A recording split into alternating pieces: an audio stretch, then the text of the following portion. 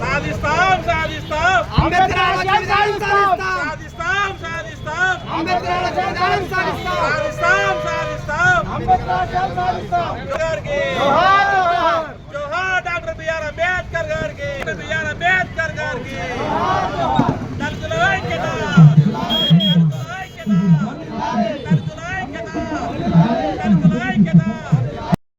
అంబేద్కర్ ఆలోచన విధానం వడ్డిల్లాలి అంబేద్కర్ ఆలోచన విధానం వడ్డిల్లాలి అంబేద్కర్ ఆలోచన విధానం. ఈ ఊర్లో ఈ గ్రామంలో ఇంత చైతన్యవంతమైనటువంటి గ్రామం ఇది. నిజంగా చాలా బాధాకరం. మనల్ని ఈ సభ చూసుకుంటే వెళ్ళిపోతారు కానీ మీటింగ్కి వచ్చి కూర్చున్నాము. ఆ మహానుభావుని యొక్క త్యాగ ఫలితాన్ని ఈరోజు విందామనేటువంటి వాళ్ళు చాలా మంది తక్కువ. కాబట్టి ముందర అందుకే ఆయన అన్నాడు అంబేద్కర్ డాక్టర్ బిఆర్ అంబేద్కర్ గారు బోధించు సమీకరించు పోరాడుని. మనం ఫస్ట్ ఆయన గురించి బోధించడం లేదు, తర్వాత సమీకరించడం లేదు, ఒక గుంపుగా కూడి ఆ తర్వాత పోరాడడం లేదు. ఇవన్నీ ఈ మూడు ఏంటంటూ అంబేద్కర్ ఆలోచన విధానాన్ని ముందుకు తీసుకోవాలి.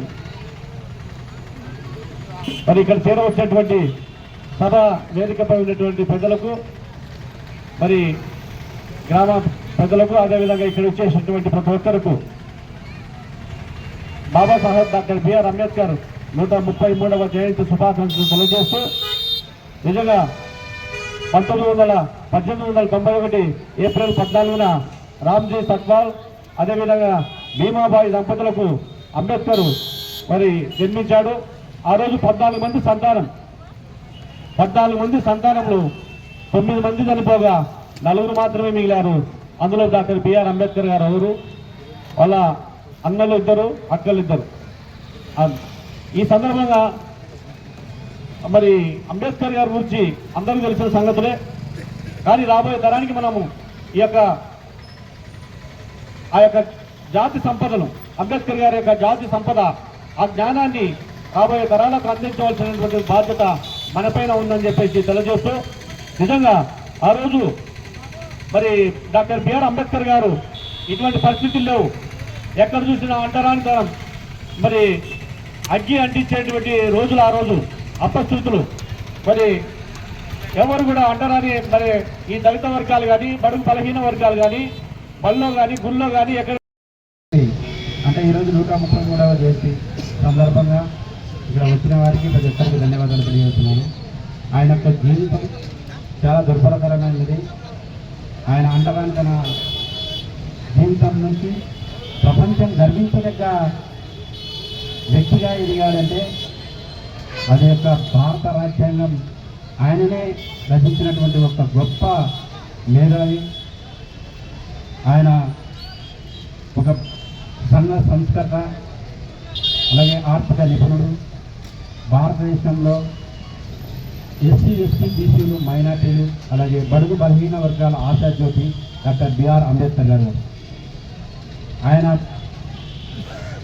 డాక్టర్ బిఆర్ అంబేద్కర్ రచించినటువంటి భారత రాజ్యాంగాన్ని మనం ఏ రోజు మనం ఇంప్లిమెంటేషన్ చేస్తున్నామంటే మన యొక్క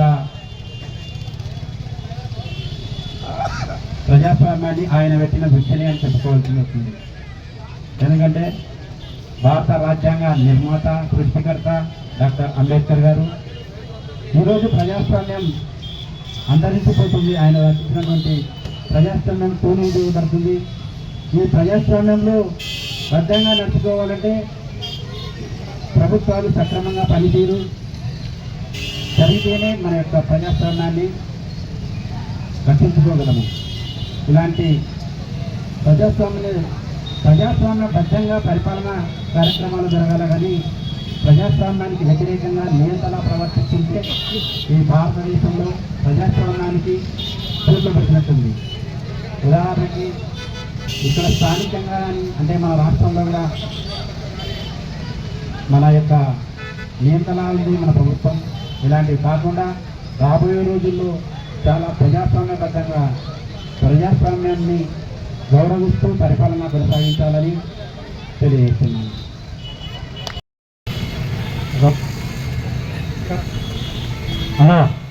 ఇక్కడ వచ్చిన అందరికీ వేదిక మీద ఉన్నవాళ్ళకి, శ్రీ తయారీలకి ప్రతి ఒక్కరికి నా నమస్కారము.